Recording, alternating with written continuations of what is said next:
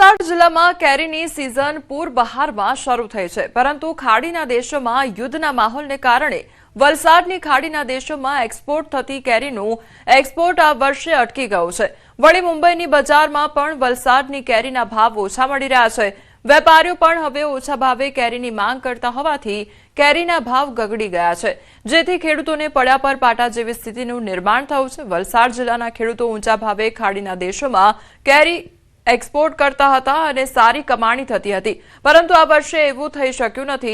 Export बंध थई जता अहींयानी स्थानिक मार्केटमां केरीना मालनो भरावो थयो छे। आथी भाव ओछा थई गया छे अने वेपारीओ ओछा भावे केरी मागता खेडूतोने डबल मार सहन करवानो वारो आव्यो छे।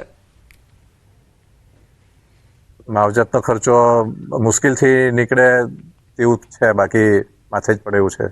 जो केरी थोड़ी ओછી बेसेली होय केम के लेबर बीमा पाडवामां वधारे जाय એટલે હવે આ યુદ્ધનો કંઈ વિરામ આવે તો જે 30-40% કેરી બચેલી છે એમાં થોડું ઘણું આપણને કંઈ વળતર મળે તો।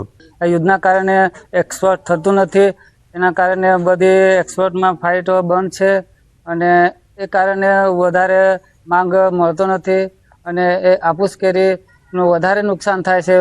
बाहर युद्ध के कारण एक्सपोर्ट बंद है, केरी ना के बराबर जा रही है, भाव बिल्कुल नहीं है। पहले 1700, 1800, 2000, 1500 चलता था, अभी 500, 700, 600 है।